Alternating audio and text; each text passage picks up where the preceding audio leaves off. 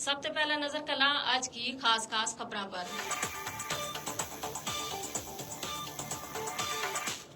کل جماعتی حریت کانفرنس کی قیادت نے کیوں ہے کہ کشمیریہ نے بارہا بھارتی سازشانہ ناکام بڑھائے ہوئے ہے۔ کشمیری قیادت نے کشمیری عوام پر زور دیتو کہ وہ اپنی صفحہ میں اتحاد و اتفاق نہ فروغ دیں۔ Jammu Kashmir democratic freedom party نے حق خود ارادیت کا حصول وسطے کشمیریوں کی منصفانہ جدوجہد آزادی نہ دبان وسطے کالا قوانین کا استعمال، جائیدادوں پر قبضہ، گرفتاریاں اور محاصرہ اور تلاشی کی کارروائیوں پر سخت تشویش کو اظہار کیا ہے۔ محمد آصف نامی ایک اسپیشل پولیس آفیسر کا اہل خانہ نے ضلع پونچھ کا علاقہ سرن کوٹ میں انہاں کا پراسرار قتل کا خلاف احتجاجی مظاہرہ کیا ہے۔ ہن خبر تفصیل کا نال۔ کل جماعتی حریت کانفرنس کی قیادت نے کیوں ہے کہ کشمیریہ نے بارہا بھارتی سازشانہ ناکام بڑھائے ہوئے ہے اور وہ غیر قانونی طور پر بھارت کا زیر قبضہ جموں کشمیر میں کشمیر دشمن اقدامات اور غیر کشمیریانہ زمین الاٹ کرنے کی اجازت ہرگز نہیں دے گا۔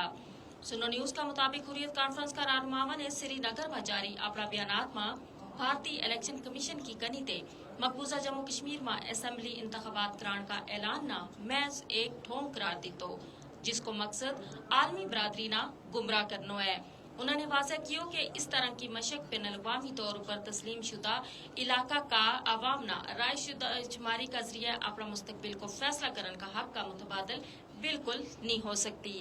کشمیریہ نہ انہاں کا حق کی ضمانت اقوام متحدہ نے اپنی متعلقہ قرارداد میں دیتی ہے۔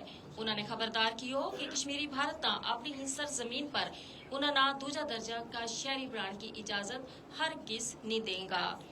کشمیری قیادت نے کشمیری عوام پر زور دیتو ہے کہ وہ اپنی صفحہ میں اتحاد اور اتفاق نہ فروغ دیں تاکہ بھارتیہ جنتا پارٹی حکومت کی ان مذموم سازشانہ ناکام بڑھایا جا سکے۔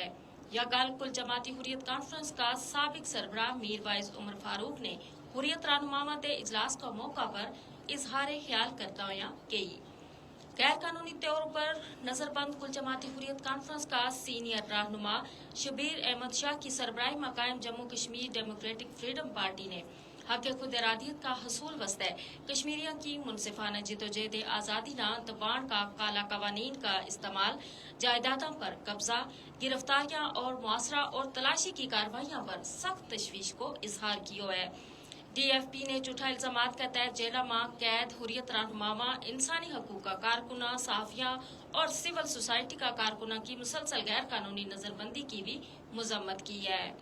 محمد آصف نامی ایک اسپیشل پولیس آفیسر کا اہل خانہ نے ضلع پونچھ کا علاقہ سرن کوٹ میں انہاں کا پراسرار قتل کا خلاف احتجاجی مظاہرہ کیا ہے۔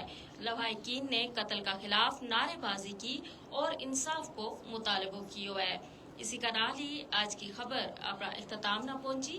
مزید خبراں اور اپڈیٹ واسطے جڑے رہو سنو FM 89.4 کشمیر کا نال۔ اللہ نگہبان۔